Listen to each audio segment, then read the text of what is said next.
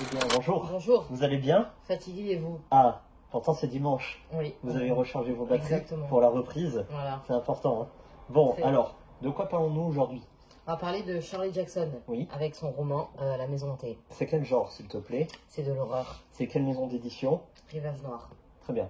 Et c'est environ 280 pages. Mais avant de rentrer dans le vif du sujet, qui es-tu, Shirley? Shirley, c'est une autrice américaine qui est née en 1916 en Californie et qui est décédée en 1965 dans le Vermont. Ça n'a rien à voir avec Shirley Dino.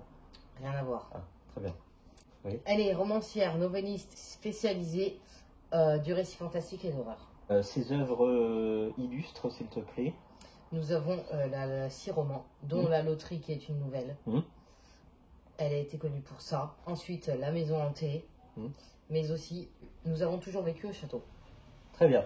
Et ce livre, Oui. nous avons une série sur Netflix, Haunting of Hill House, est tirée de ce livre, de ce roman. Et on avait, enfin moi perso, toi je ne sais plus, adoré cette série.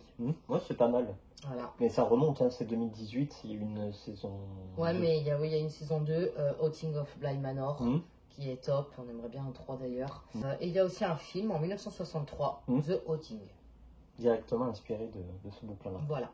Très bien. Shirley, pionnière dans le néo-gothique. Voilà, ça se voit particulièrement dans ce bouquin-là. Et aussi pionnière dans la science-fiction féministe. Ah oui. Dans ces bouquins, généralement, c'est des femmes en personnages principaux, actives, volontaires, déterminées. Par contre, avec quelques problèmes psychologiques. Est-ce que tu peux nous en parler? Donc Shirley avait des problèmes psychologiques.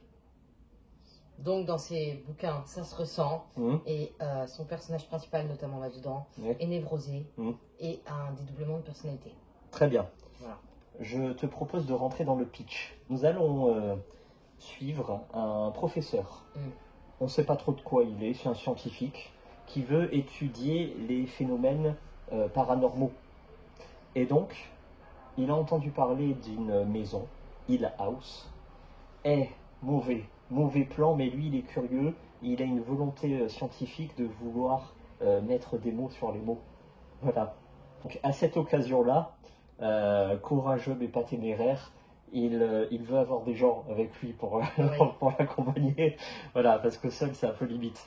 Donc il va prospecter une dizaine de connaissances qu'il a. Donc il y a 2 jeunes femmes qui vont accepter. L'une d'elles est donc le personnage principal. Il y a l'héritier de cette maison qui appartient donc à une famille ancestrale qui va les accompagner aussi. Il y a les 2 majordomes qui sont là depuis le début, ils ont tout vu, ils ont tout connu. Eux, dès que le soleil tombe, ils s'en vont. Faut plus compter sur eux. Ils habitent même pas dans la maison. Ils habitent loin, très loin. Et d'ailleurs, même le village ne veut absolument pas entendre parler de Hill House. Cette maison, elle est hantée. Bon, évidemment, c'est le titre. Elle est condamnée. Il faut la laisser tranquille. Et pourtant, tout ce beau monde va s'y rejoindre. Très bien. Donc le pitch donne vachement envie. Tout à fait. Mais qu'as-tu pensé de cette lecture? Est-ce que tu peux nous lire la phrase d'accroche en 4e de couverture, s'il te plaît? Oui, bien sûr. Les histoires de Shirley Jackson sont parmi les plus terrifiantes qu'on ait jamais écrites. Par Donna Tartt. Ah, Tartt. Ben, c'est un commentaire le plus tarte que j'ai jamais lu. Très drôle. Bon, c'est Merci. C'est un roman d'horreur, mais il est horrible. Mais dans le mauvais sens du terme. Il est horrible d'ennui. Voilà. Donc, bon, il n'y a pas de rythme. Il n'y a pas d'action, il n'y a pas d'empathie pour les personnages. Certains disent qu'il y a un style, moi je ne l'ai pas vu. Moi je l'ai trouvé particulièrement mal écrit. Il y a des pavés de description, tu sais, bien compacts, bien denses, où en fait on va décrire un mur pendant 1 page. Bon, usant en fait. Le début est d'une longueur, mais description des personnages dont on n'en a rien à faire. Nous on veut être dans la maison. Voilà, on veut voir des phénomènes paranormaux. Et non, et ça prend des pages et des pages, si bien que l'histoire de la maison arrive à la 100e page. Donc, oh là, déjà, 276 pages, tu as 100 pages qui sont hors de la maison. Oh là, horriblement long. Mais bon, on pourrait se dire, à la limite. on passe. Si les 176 autres pages, bah c'est dense. Il y a des phénomènes, il y a de l'angoisse, il y a de l'horreur. En fait, il n'y a rien. Il n'y a rien. Ça veut dire qu'il n'y a même pas il n'y a pas d'angoisse, hein, évidemment. Bon, évidemment, tu me diras, oui, mais l'horreur, c'est particulièrement dur à écrire, comme l'humour, voilà. Mais si tu n'as pas de peur, si tu n'as pas d'angoisse, au moins de la tension, au moins du rythme, du suspense, des choses qui te font un peu palpiter, qui te font vibrer. Bon, là, il n'y a rien. Mais il n'y a rien, en fait. Très bien. Il se passe rien. Et moi, quand même un huis clos. C'est un huis clos, tout se passe dans Hill House et ses extérieurs. Le pire dans tout ça, c'est que moi, je suis allé jusqu'au bout. Et je suis allé jusqu'au bout par la seule volonté de me dire jusqu'à quel point la fin va être minable. D'accord. Voilà. Et j'ai pas été déçu, hein, franchement. Ah ouais. Ah non, c'est une catastrophe. Une catastrophe. Bon, c'est pas un livre d'horreur. Bon, c'est présenté comme l'horreur, il n'y a pas du tout d'horreur. Il n'y a tellement pas de rythme que c'est même pas un thriller, il n'y a pas de suspense. Il n'y a pas de critique sociale, critique d'une époque, critique politique, critique religieuse, il n'y a rien. Donc c'est même pas un roman noir, c'est pas un polar. En fait, je sais même pas dans quoi le classer. Voilà. À part livre d'ennui, voilà, Maison hantée, Shirley Jackson, il faut l'éviter totalement. Très bien. Ça te laisse sans voix. Oui, parce que la série est top.